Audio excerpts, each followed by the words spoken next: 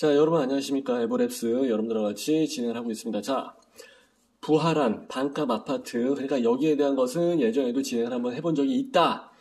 예, 그렇게 이제 눈치를 채시면 될 것 같고요.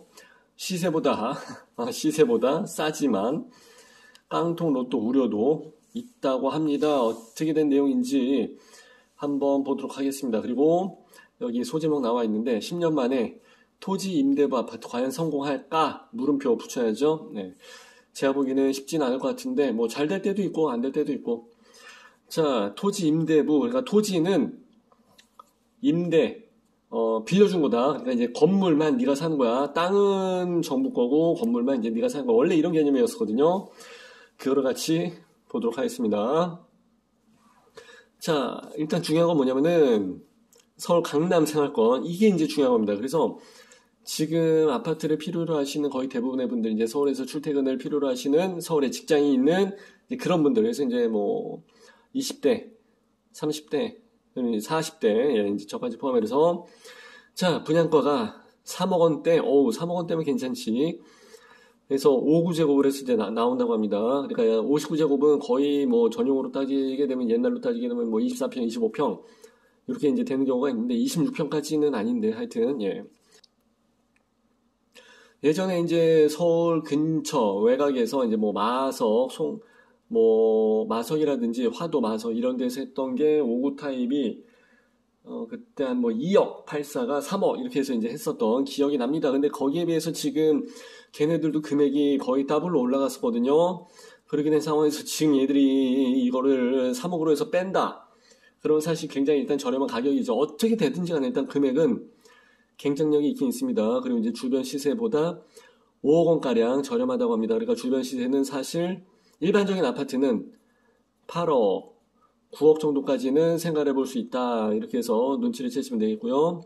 서울, SH죠. 서울. LH는 예, 토지, 예, 같이 해서 랜드 토지고 이제 서울은 SH입니다. 가끔씩 GH 나오긴 하는데 GH는 이제 경기도시공사고 하여튼 얘네들이 고덕강일이야? 고덕강일 3단지면 위치 상당히 괜찮은데, 그죠? 여기서 정부의 공공분야 50만 가구 공급 계획에 따라 갖고 이제 다음 달에 사전 청약을 진행을 한다고 합니다. 그래서 이제 요거 같은 케이스는 지금 현재 500가구가 나와 있고, 분양가는 3억 5천원으로 해서 나와 있는 것 같습니다. 자, 그런데요.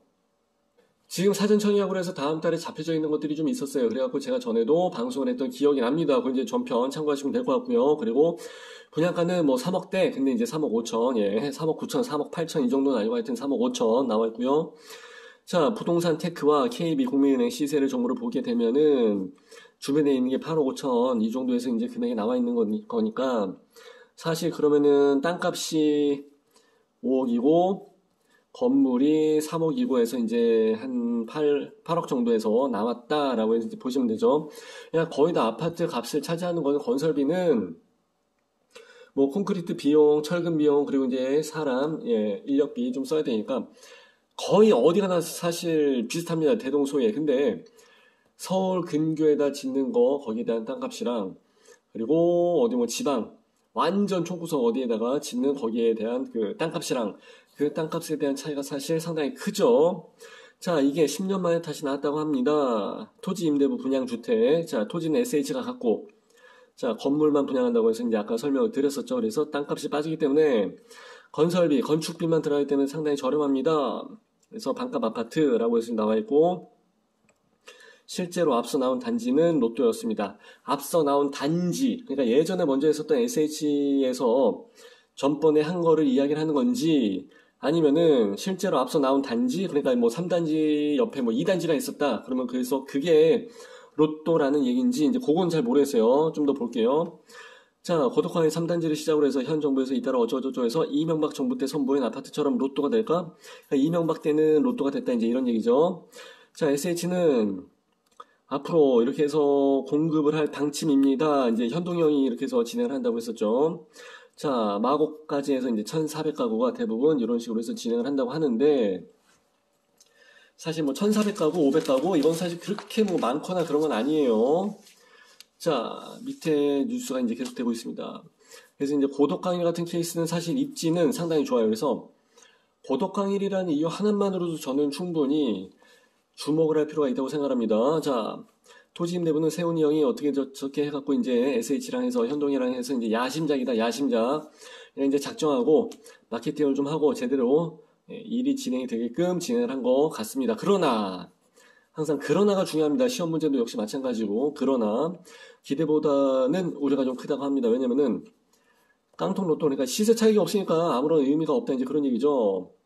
자, 시세 차익이 왜 없는지 그리고 시세 차익은 커녕 남는 게 그러니까 시세 차익도 안 되지만 남는 게 없다니까 이제 또 별다른 무언가가 있다는 얘기입니다. 여기서 의미하는 바가 이제 나중에 나오니까 한번 또 보자고요. 자, 시세보다 훨씬 싼데 고분양가 논란에 휘말려서 있긴 있습니다. 왜냐면은 여기가 지금 1366 정도에서 평당 금액이 들어가 있는데 이것도 지금 분상제로 해서 적용한 금액이요. 분상제가 들어갔다는 것 자체는 일단은 할인, DC라고 해서 말씀드렸잖아요. 근데 이것도 끝나가고 있는 끝물이니까 이제 더 이상의 분상제는 없을 것 같아요. 예, 그렇기 때문에 분상제가 있으면 좋긴 좋은데 그럼에도 불구하고 금액이 비싸다.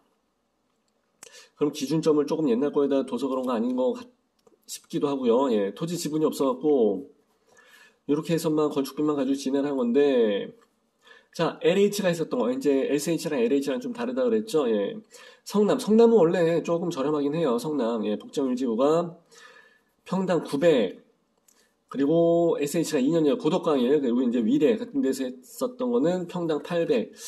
야, 근데 여기서 평당 1366이면은 거의 500 이상의 차이가 나는데 민간 아파트 상한제 가격도 이보다 훨씬 더 낮다고 합니다. 그러니까 오히려 분상제가 적용이 되면서 오히려 SH가 진행을 하는데도 사실 금액이 상당히 비싸다. 그러니까 이제 고분양가 논란이 되다 보니까 당연히 그 금액에는 좀 비싸요. 이렇게 해서 이야기하는 것 같아요. 자, 둔촌, 주공, 둔주, 예, 이거 같은 케이스도 평당 1100으로 해서 빠졌다고 합니다. 그래서 제가 이거 했을 때 헬리오시티라든지 비교했을 때 이 정도면 괜찮은데 먹을 게 있는데 그래서 돈 있는 사람들은 이거 들어갈 만하다. 예, 이렇게 해서 말씀드렸던 기억이 납니다. 그리고 21년도 부장을 했었던 서초 반포에 있는 레미안 원빌리 유명하죠. 예, 건축비가 평당 1000. 야, 근데 어떻게 SH에서 한 게 1366이 나오냐? 그러면은 이거를 어떻게 마케팅을 저도 뭐 마케팅도 많이 강의도 하고 다니기도 했습니다만은 나도 이게 답이 안 나올 것 같은데 자 SH는 건축비 상승 이후로 고급화 그걸 얘기하는 게 아닌데 SH에다가 바라는 게 SH가 아무리 고급화를 한다 할지라도 SH, LH, GH는 GH이기 때문에 도시공사에서 하는 것 자체가 이미지가 사실 그렇게 좋지는 않습니다. 그래서 얼마나 고급화를 할지 모르겠지만 그 고급화도 적당히 해야지 이거를 지금 1366을 뽑아가면서 고급화를 진행을 한다 그러면은 좀 그런데 왜 그러냐면은 이걸 지금 시점에서 한번 이 얘기를 한번 하고서 넘어갈까? 예, 이거 한번 말씀을 드릴게요. 아파트는요, 아무리 실거주로 해서 들어간다 할지라도 가장 큰 부동자산이잖아요. 부동자산. 가장 큰, 머스트, 예, 가장 큰. 그렇기 때문에 아무리 실거주만 가지고 생활할 수 있는 거는 아니에요. 내가 투자나 투기꾼은 아니지만은 여기에 대해서 금전적인 부분 이게 향후 어느 정도 좀 올라갈 거를 기대를 하면서 사실 삽니다. 나는 실거주 할 거니까 금액이 내려가도 돼 라고 해서 얘기를 하는 사람이 누가 있겠습니까? 그래서 여기서 어느 정도 이 금액이 올라가 주면서 시세 차익도 좀 남겨지면서 좀 그렇게 해야지 이게 이제 나의 경제 상황도 좀 풀리고 예, 여기서 이제 많은 경제적 이득을 갖다 주면서 자녀한테 이제 물려주고, 그죠? 호랑이는 죽어서 가죽을 남기고, 사람 죽어서 아파트를 남긴다고 내가 그렇게 말씀을 드리지 않습니까? 이게 얼마나 중요한데, 부의 대물림이 사실상 여기서부터 이제 진행이 되는 거거든요. 그렇기 때문에, 그냥 이거 시세 차익도 얼마 없고, 이렇게 해서 들어간다 그러면은, 이거 조금 힘들죠, 사실. 예. 한번 더 보겠습니다. 철근 콘크리트 구조로 짓거나 홈 네트워크는 있으면 좋죠. 근데 사실 잘 안 해요. 이게 중요한 게 아닌데, 지금, 그죠? 자, 그렇다 할지라도 가산 비용이 원래 기본 건축비가 있으니까, 평당 얼마, 이제, 일군 브랜드 평당 기본 건축비라고 해서 이제, 해마다 1년에 2번씩 해서 나오게 되는 금액이 있어요. 근데, 가산 비용이 들어간다 할지라도 이게 배보다 배꼽이 더 클 수는 없으니까, 예. 조금 그런데, 자, 근데 여기서 이제 또 팁을 하나 보여드릴 내용. 뉴스가 너무 크게 돼갖고 지금 시간이 막 지나가 버리는데, 자, 3년 반 동안 기본형 건축비 상승률이 14%가 올라갔다. 상승률이, 그러니까 이제 사전청약 분양가 본청약 때 최종적으로 확정이 된다고 하는데, 이미 이렇게 돼 있는 상황에서 나중에 본청약 들어간다 그러면 더 올라갔으면 더 올라가지 내려가지는 않습니다. 금리는 내려갈 수 있는 분위기가 지금 슬슬 무르익고 있습니다만은 여기에 들어가는 인건비 그리고 철근, 콘크리트, 자재비, 원자재비 다 올라갔잖아요 지금. 그렇기 때문에 그거는 올라가는 거 말고 내려가는 거에 대한 부분은 사실 거의 없어요. 인건비도 마찬가지죠. 부동산에서 제일 중요한 게 뭐라 그랬어요? 부동산의 성격. 하방 정지성이라고 그랬지 않습니까? 잘 밑으로 안 내려간다고 이게 한번 올라가게 되면 물가도 올라가게 되면은 다시 타고 좀 조정을 받아갖고 내려오긴 하지만 전보다 더 내려가거나 그런 케이스는 별로 없어요. 자, 평면도는 기존의 아파트와 별 다르지 않아 보입니다. 평면도는 원래 어디 가나 다 똑같아요. 예. 그리고 한 끗 차이 그 선 하나가 다른 거지 어디 가나 별반 차이가 원래 없긴 없습니다. 아니면은 동수 배치도 이거를 봐야지. 단지 배치도를 봐야지. 단지 배치도. 자, 예금 이자만 받고 환매를 해야. 자, 어쩌저쩌고 해서 10년 전에 명박이 형이 했던 거는 어떻게 돼서 그때는 집값 상승률은 이제 상당히 많이 보였어요. 예, 일반 아파트보다 상승률이 높았지. 왜 그러면 이거 원체 저렴하게 나왔으니까 키 맞추기 작업을 할 때 5억이 있었던 거랑 이제 똑같이 이제 시세가 10억이 됐고 민간 아파트는 7억에서 분양을 했는데 5억짜리도 9억이 되고 7억짜리 아파트는 10억이 됐어. 그러니까 상승률 자체는 5억에서 했었던 게 올라갈 수 있는 여지가 훨씬 더 많다 보니까 상승률 자체는 예전에 했었던 게 훨씬 더 이제 그렇게 되기는 됐습니다. 자, 그리고 요것 때문에 그래요. 환매, 매각, LH에 매각을 해야 됩니다. 그러니까 LH가 땅 장사도 잘하고 지금에 와서는 돈 장사도 잘한다는 거죠. 자, 그러면은 이거를 내가 나중에 일반 시장에 풀어갖고 부동산에 풀어갖고 해서 팔고 그러면 좋은데 부동산도 거래를 해야지 먹고 살 거 아닙니까? 근데 LH에다 환매를 갑자기 흥분해갖고 LH에다 팔아야 된다. 무조건 LH한테. LH가 무슨 뭐 부동산 장사까지 하려는 거야. 그래갖고 자, 옛날에 있었던 거는 5년 동안 하고 난 다음에 그냥 시장에 부동산에다 내놓고 팔고 그러면은 거기에 대한 시세 차익을 자기가 누리면 되니까 상관이 없었는데 이건 LH한테 팔라고 하니까 그렇게 되면 너무 이거 배알이 꼴려서 안 할 것 같은데. 이렇게 되면 좀 그렇다. 예. 그러면 계약금 내고 중도금 대출하고, 그럼 거기에 대해서 이제 나중에 이자 후불채가 가서 입주를 하게 되더라도 실입주하고 나서도 어느 정도 계속, 이자를 내야 된단 말이에요. 그죠? 대출이 이제 계속 꺾기해서 한번 또 다 받아가니까. 근데 여기에다가 월 40까지 해서 이제 계속 내야 된다? 이자 플러스 40만원 월 해서 들어간다 그러면은 그 부분도 그렇고, 그렇다고 해서 내가 나중에 어느 정도 시세 차익을 누리면서 이렇게 갈 수 있는 것도 아니고, 그러면은 아무리 뭐 좋은 입지에 뭐 좋은 뭐 브랜드까지는 아니겠지만은 그러면은 굳이 이거를 내가 해야 될 이유가 있을까라는 생각이 좀 듭니다. 싸긴 싼데 너희는 그러면 앞으로 여기 미래에 대한 이거는 어렵다 이렇게 해서 간다 그러면은 그럼 어떻게든지 간에 사람들은 그냥 일반 민영 아파트 자이랑 레미안 있잖아. 레미안 이렇게 해서 최대한 뭐 분양을 해서 들어간다 치면은 계약금 10%만 내면은 어떻게든지 이끌고 갈 수가 있단 말이에요. 계약금 10%. 실제로 들어가는 돈은 사실 이거란 말이에요. 나머지는 3년 있다가 입주할 때가 되게 되면 금액이 많이 올라가. 그러면 이거에서 어떻게든지 간에 이걸 끌고 가는 게 낫지. 계약금 10%만 넣고 해갖고. 이것도 공공에서 했을 땐 저번에 20% 받아먹었죠? 그래서 욕 뒤지게 먹었죠? 예. 공공이 계약금 20% 받아먹고 있으면은, 아이고, 뭐 하자는 거야, 지금. 그죠? 그렇기 때문에 제가 봤을 때는 이렇게 되면 거의 메리트가 좀 많이 없어질 것 같다. 네, 그렇게 생각이 듭니다. 전 처음에 이거 방송을 할 때, 이제 신문 기사를 읽으면서, 이렇게 되면 조금, 그래도 뭐 좋은 점도 있으니까, 나쁘지 않다. 뭐 할 사람은 할 수도 있겠다.